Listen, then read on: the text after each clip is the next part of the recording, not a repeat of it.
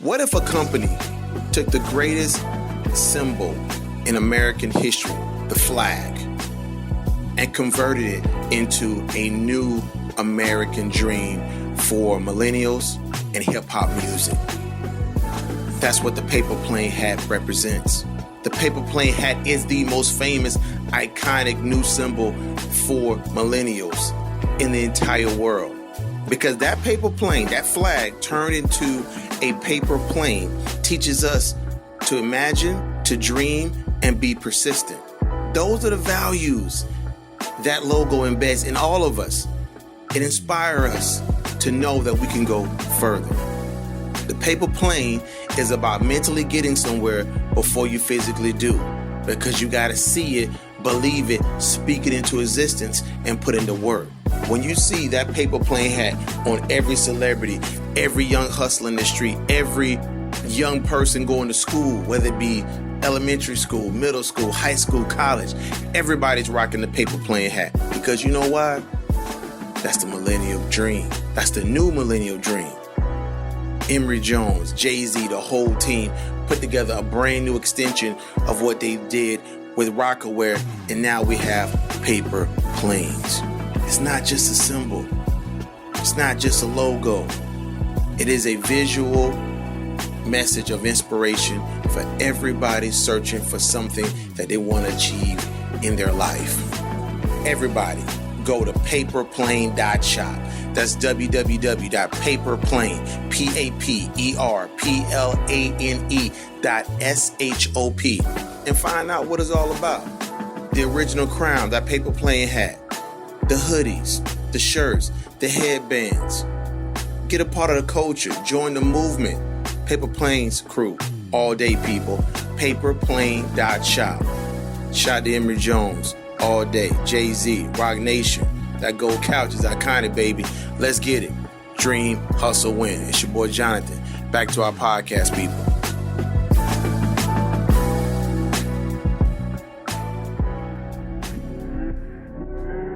This is Jonathan with the $1 Million Mindset Podcast. Now, people, we are syndicated on two BDS reporting FM radio stations, and we're honored to be there as well.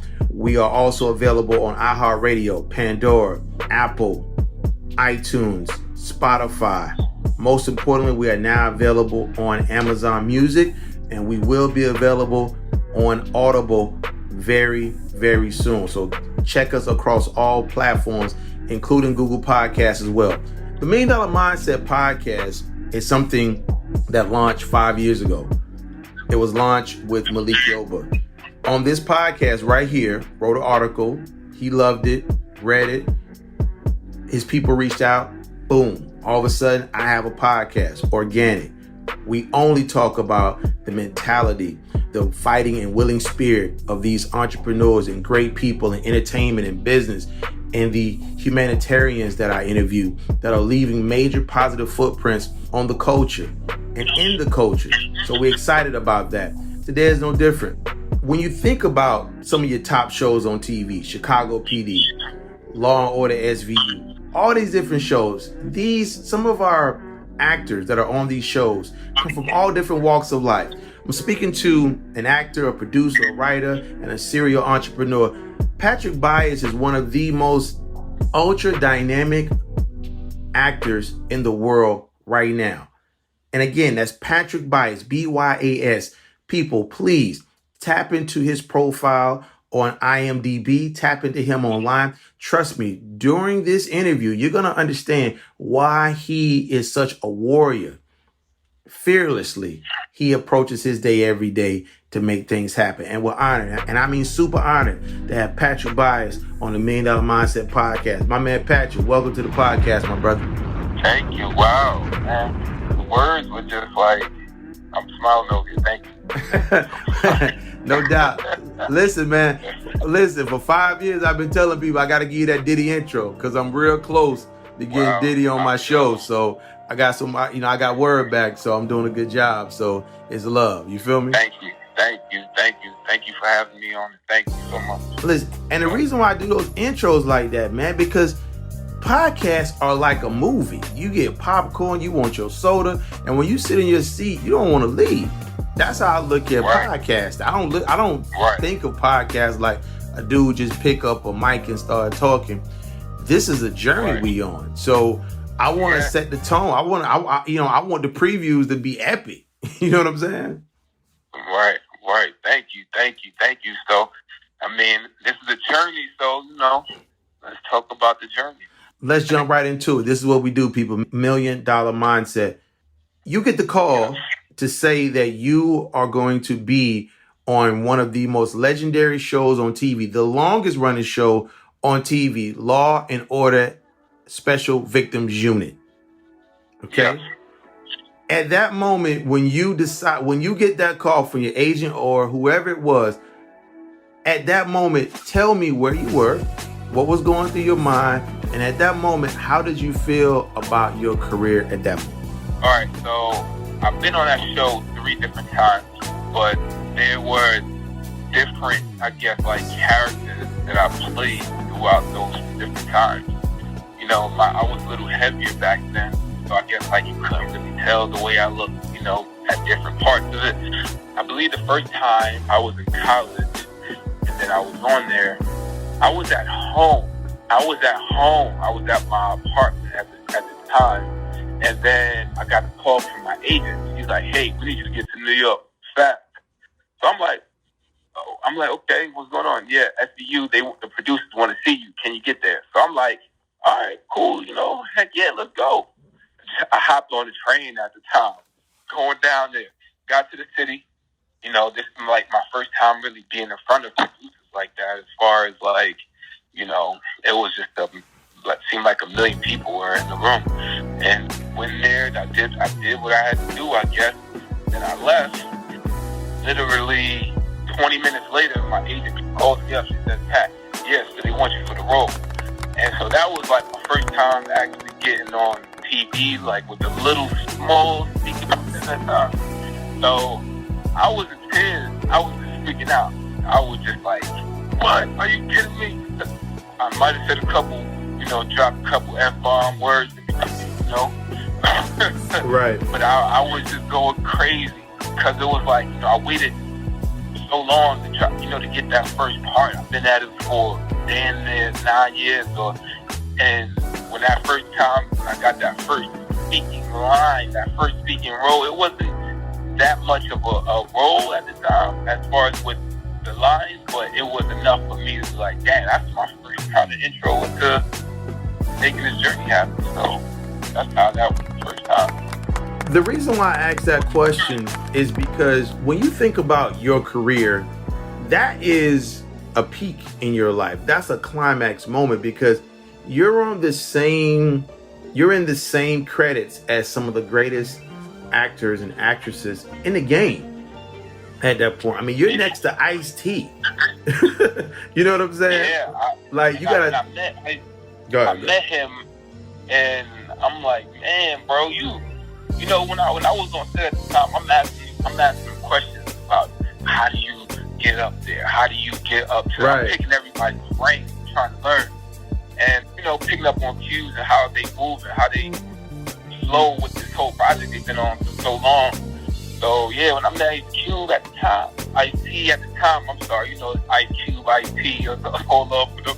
When I met IT at the time, I'm like, bro, you were dope. I couldn't even hold but to say, bro, you the man. Definitely. So you are then at that point, you're on set, you're doing your thing, and now that show is going on. At that moment, when you're on Law and Order Special Victims Unit and you're going through your mind, you were born where? Like, what's your birthplace? So my birthplace is in the South Bronx, born and raised. So I grew up in the projects in the South Bronx. And I guess it was, people call it the hood. So I grew up probably one of the worst projects in the South Bronx at that time. And still, however it is. So take me, so at that moment, coming from the South Bronx to Ice-T, and this is for the audience that, that's listening. South Bronx, projects, whatever you want to call it, low income, however you want to phrase it, to Ice-T, man. Like explain, like tell the audience, man, on that level, like what type of accomplishment did you feel at that moment? Because everybody doesn't go from South Bronx, New York, one of the top shows of all time that everybody knows. They got millions of fans. Like you, Patrick Byas, South Bronx. Now you're on Law and Order SVU, man. So at that moment, I'm literally like in my pants, bro. You get me? I'm just like, all right, yup. I'm having all of these moments. I'm like, okay, South Bronx now on a big movie set like this. Camera's about to be on me. My heart racing 1,000,000 miles an hour. So all I could think about at the time was like, man, I got one line. I got like one line at that time. And I'm like, man, I hope I don't screw up that one line. And so all of a sudden I'm starting to forget the one line. You get what I'm saying? So I almost said, I'm like, oh Lord, I'm about to forget this one line. Because I'm just in my pants. I'm like, man, my heart is racing. I'm nervous right now. No doubt. So let's go into this part here. You graduated from the Rutgers University with a BA in theater arts. So you're a true student of the game of acting. Like this is not you just somebody found you on the street and said, yo, I think you can act. Like you have, I'm gonna repeat this again. You have a BA degree in theater arts from Rutgers University, which is no small feat because that is an elite university. You are a person of color going to a major university in theater arts. What was the color ratio like? Like how many people that looked like you were in that class? In the theater arts department, I would say out of 20, maybe it was me, 1, 2, 3, 4. From, I guess, like 4 in a class set sometimes, I guess. Maybe 4 people of color. Out of maybe, like, out of every 20, maybe 4, maybe 3. Right. Yeah. So the point of me asking that question is to see what type of environment were you in?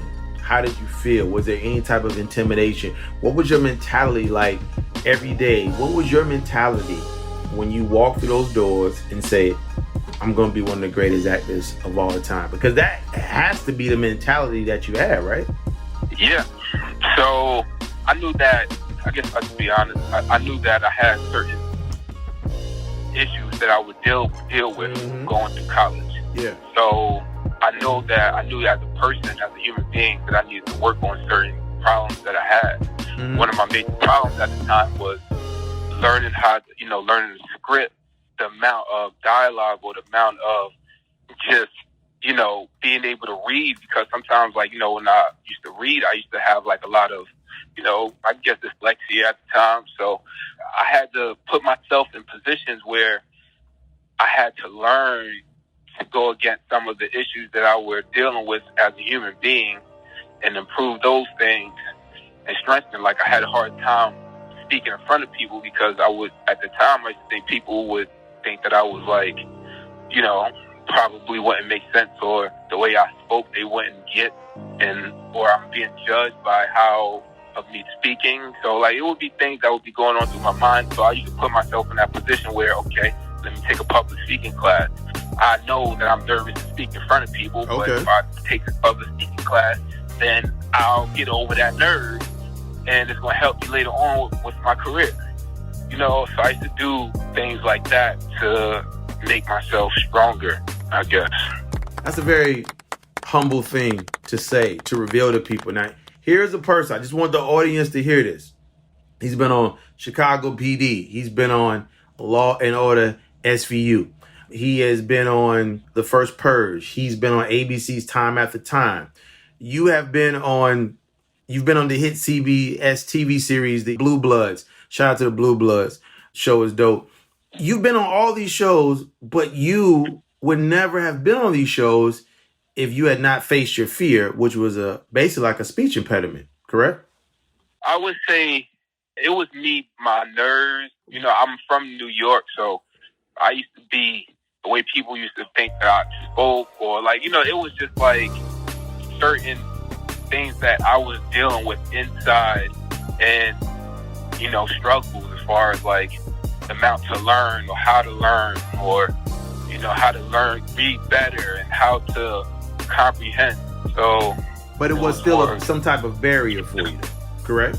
Yeah, it was a barrier for me. It was. Right, and that's what I mean by the speech impediment, because people would never notice, but I stuttered for years. I was a stutterer, still stutter from time to time. So I know all about that world, and public speaking, podcasting, sales, marketing. People would never know that, but I still have a slight stutter from time to time because it's something that you learn how to manage over time. Right. I respect the fact that you were humble enough to do that, because if you never would have faced that fear, that challenge, you would not be in the position that you're in right now. Let me go back to the Rutgers situation. On graduation day from that university, when you were on that stage, what was going through your mind? What was going through your family mind? At that point, you were graduating with a degree in theater arts. So that meant that you were pursuing your dream at the highest level. Tell us, just walk us through that day, how you felt the whole nine. I more so felt proud that I made my family proud. I got a chance to, like, you know, my grandfather raised me. He was my father. He got a chance to see, like, you know, one of his, you know, his son walk a stage. And, you know, I was able to show my brothers that, hey, we can do something with our lives if we just stay focused and we just try to, you know, stick with it. Because, you know, where I came from, a lot of people don't make it out. So some people really don't make it out. Some people do, and some people don't. So it was just important for me to just be that, you know, the reflection on the family and say, hey, man, I could do it. You know, like, we could all do it. Let's just all just try to figure this out. And I hope you guys are really proud that y'all saw me do it. Because if I can do it and make something out of it, then, you know, we all can do it together in the family. So I was just happy that my family, it was just more so, I was just happy that my family was just proud to see me walk the stage, because I was proud that they were proud. Right. So you said from where you are, South Bronx, a lot of people don't make it out. Briefly, paint that picture to us with your words. A lot of people don't make it out. What will cause them not to make it out? I think it's because of the systematic racism. And I just felt like, you know, because we were put in this area, weren't given the same equal opportunities, same education, the knowledge, the books. You know, I used to have books that was like the 80s, and I'm going to school in the 90s. We sharing textbooks with holes and, you know, and different and pages missing in some of the books. So we didn't really have the knowledge to know how to build that life structure and learn about good credit and learn how to make a house, get a house. And so just seeing that a lot of my people I know and people from the neighborhood, they just go through that same process. It's like whatever they know, with the knowledge that they have, just to get by, that's what they just keep repeating. And sometimes that falls in between, you know, selling drugs or getting involved with gangs or just, you know, doing drugs. And I saw a lot of people I knew grew up with doing drugs, like hardcore drugs, you know, just on the street, just like, damn, bro. And, you know, some I did see, you know, they doing good and they made it out. Or, you know, some of them are in the same neighborhood, but they doing, you know, good for themselves too. So, but I just see some of my friends, I know friends who got killed right in front of my building. You know, I've seen, you know, even my uncle, he was, I guess, like a gangster. You know, he lived his life in jail. He passed away in jail. He was a gangster. Right. And yeah, I just see like the same rhythm of like the same routine of, and some people I know who didn't even go across the bridge to downtown in Manhattan for years, or just got out of the neighborhood for years. And they have grandkids, and then the same thing goes on with them. And sometimes they get pregnant at an early age, and then it just in a cycle. Time just keep repeating itself and repeating itself. So I want you, and first of all, thank you for that beautiful depiction of basically your childhood and different things that you saw. I want you to kind of tell the audience, people, this is Patrick Byas on the $1 Million Mindset Podcast right now. We are live and direct on our platform. I want you to kind of tell the audience what made you never, in your mind, how can I say it? What made you never want to pursue the other lifestyle that would take you off the path that you're on now? Like what resonated in your mind and heart that made you say, you know what, I'm staying right here? I mean, I always wanted to make my family proud. That was just like number one. I always wanted to make my family proud. And especially my aunt, my grandmother raised me. She was like my mother. She passed away when I was young. Mm-hmm. So I wanted to just make my family proud, just like be that first man, be that, just to try to do something for the family and, just try to provide for the family. So I just wanted to make everybody just proud. And then, my aunt was strong, so she moved us out, to Jersey to make us, have a good, better life. So I really didn't want to let her down. But, nobody really knows about what I've been through in my life like that. But, I mean, God blessed me to be here, if that makes any sense, because, I could have got killed. Right. I want to go into this part before we delve into the final portion. Throughout the interview, you say a lot, I don't want to let my family down. And I respect that. I want you to tell the audience, what is your definition of not letting the family down, so to speak? When you say, I don't want to let them down, like, what's your definition of not letting them down? Like, what pushes you in that direction? I don't want my family to look at me as like just being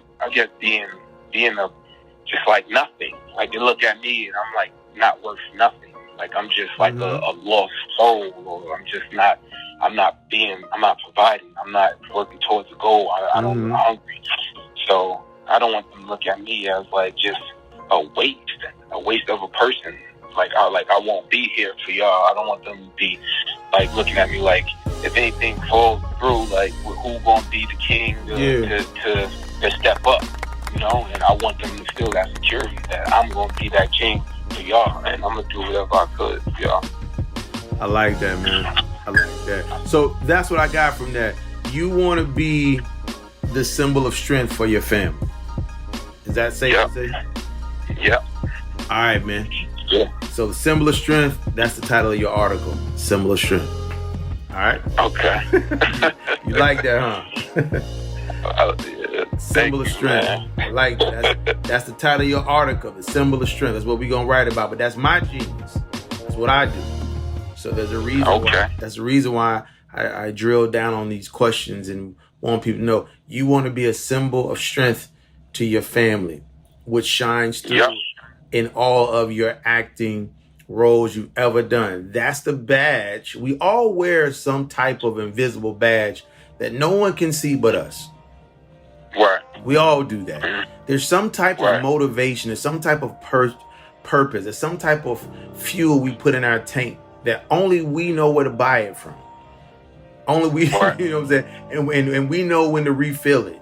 So that's why I asked that question. You want to be a symbol of strength to your family, which makes you proud because you want to show that your grandmother who raised you, who supported you, who wanted you to push through college and got you, and you got yourself through from an educational point, but it was a complete effort to make sure you stayed alive to even get there. So everybody is a part of your journey, Patrick, and that's a beautiful thing. Chicago PD. I love Chicago PD. Like, thank you. Hey, Oh yeah. yeah. If you speak to Hank, man, tell Hank to get at me for sure. Yeah, man. That's I my haven't dude. spoken to him Listen, in a little bit, but his just voice his. is like. Yeah, I'm sorry. Go ahead. I said I haven't spoken to him in a little bit, but his voice is like it's gold, man. He got that $1 million voice. Man, and not only that, man, he just a man's man. Like Chicago PD, like, dude, I like him and listen, get it Atwater too. That's my dude. I love everybody on the show. Oh yeah, Royce, my bro. That's my bro. I speak to him. Yeah, man. Listen. I gotta get Atwater on my podcast. Make that happen. Gotta get Atwater. Okay. Gotta get Atwater. I let my boy know. Yeah, definitely, man. I seen his grind, man. I went all the way back to season 1 to see his grind, man. You know, he just his whole look change, physically, mentally. That man works. Like, I believe he's worked. When we sit down, when we link up and we talking, he's thinking about things that's gonna happen 2-3 years from now. That man works. Yeah. Oh yeah, man. He's definitely, you know, all great shows have each character plays an important role. All great shows have that. If you look at any of the TV shows, every role is important. So, you know, definitely. So you're on the set of Chicago PD around all these great actors and actresses, man. Talk about that experience. I mean, how did it make you feel, man? Just describe being on that set. Because again, South Bronx, Chicago PD, NBC, Dick Wolf, one of the most profound and established TV show producers ever to do it. I mean, Dick Wolf probably, you could say he's the GOAT. So to be a part of his brand in Chicago PD, break down how the experience was on Chicago PD. So I kept going in for that show for different being seen for different parts for it. And so, you know, as the years went by, and then all of a sudden, it was like, boom, okay, they want me for this character. So I'm like, nice. So, like, you know, I get to go fly out to Chicago. I've been to Chicago a couple times. This is, you know, my buddy lived out there, but never really got to experience Chicago as the length that they asked me to stay out there for. So I'm like, okay, cool. So like I got a good part on the show. My scene is gonna be highlighted on the show. And so I'm like, let's see what's gonna happen. And so went out there, you know, they treated me like love, man. It was so much love. The hotel I was staying at was nice. Staying at this beautiful 5-star hotel. Went on set. You know, they just treated me lovely. Everybody was just so cool on the show. Met some good people on the show. And, you know, at that point, I felt, you know, fast forward from Law and Order, I felt more comfortable being on TV at this point. So I'm like, you know, I got my lines down. I got my scene. I know exactly how I'm going to play it. And I just felt good. I felt like, you know, solid at that time. I'm like, okay, my parts are getting big on TV, and I just know like things are going to keep on growing from here. So it felt good. I felt confident at that time being on that show. Well, yeah, because you knocked down, I mean, that's like two of the giants of NBC, Chicago PD and Law and Order SVU, Special Victims Unit. Shout out to Olivia Benson, Ice-T, what's happening? For sure. Yeah. Definitely, man. So I want to go into this part here. 2020 has been nothing short of crazy, dysfunctional, inspirational, aspirational. I mean, you could put just whatever title you want on it. Going into 2021, what are some of the things that you have on the table, business-wise, and some projects that you feel comfortable talking about that, you know, acting or just whatever you have that you got going on? So I have a new movie that's going to come out next year called The Deal. That one is looking real good, actually.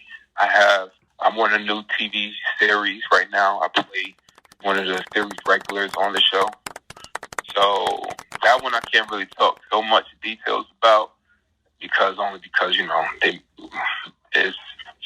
you have to fill things out and you can't really talk about the show so much. But Sure. It's a big show. Got a lot of star actors in it. and that's going to be a real big project right there that I'll be doing as well. So that's right there where I'm at. And then I'll be also getting into more making my own movies too. So my goal is to be like the young Ice Cube. So I feel like I've got to work hard and keep on building one day at a time.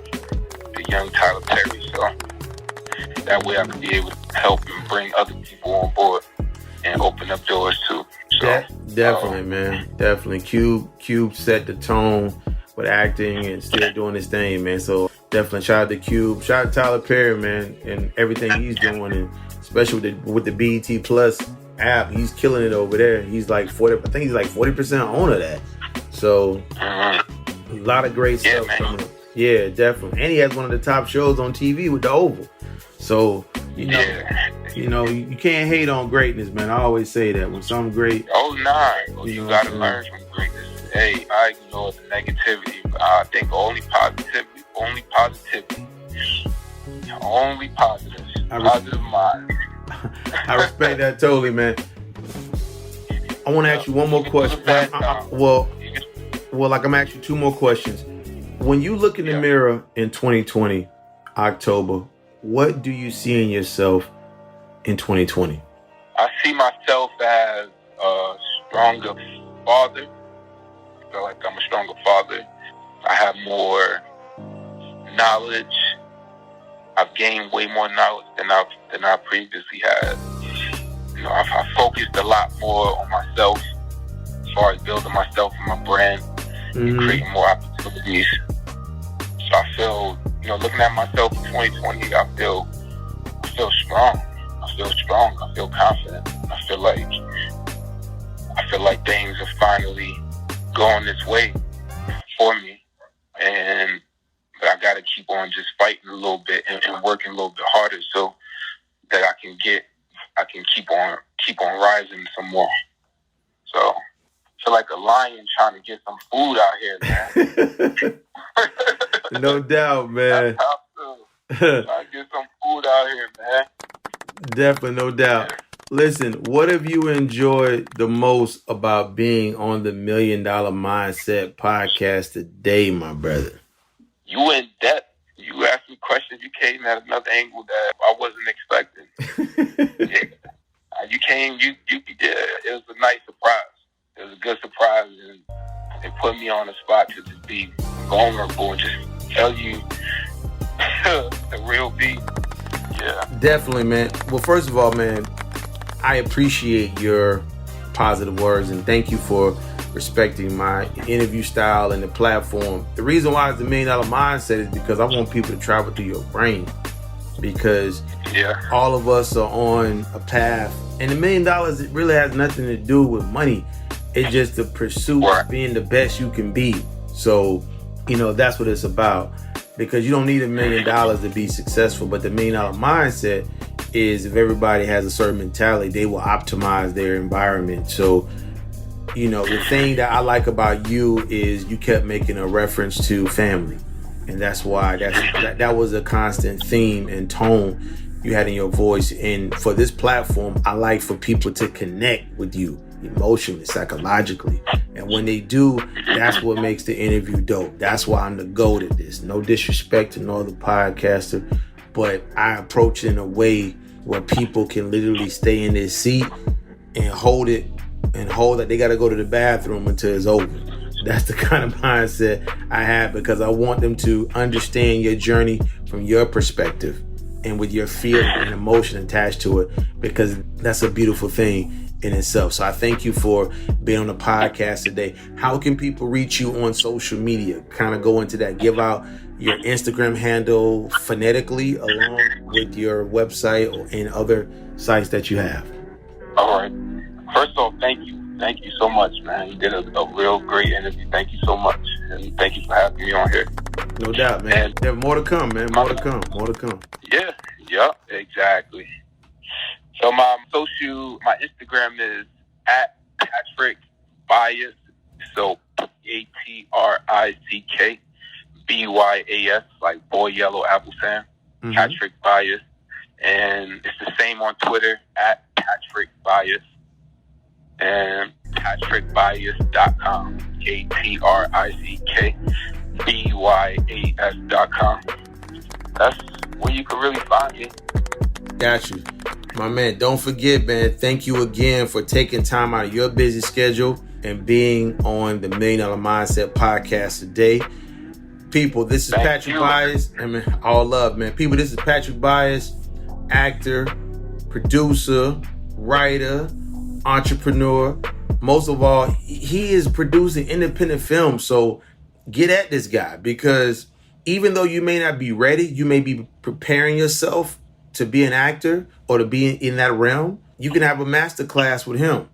It may cost you, but it's worth it because you heard his journey. And we're going to talk about that later. The master class of the millennial master class, the millennial master class of Patrick Byas and the new generation of actors and actresses coming up in this game, because we have a talented group of people of all colors and all walks of life. So appreciate that. Patrick Byas, salute to you, King. Talk to you soon. Peace. Thank you so much.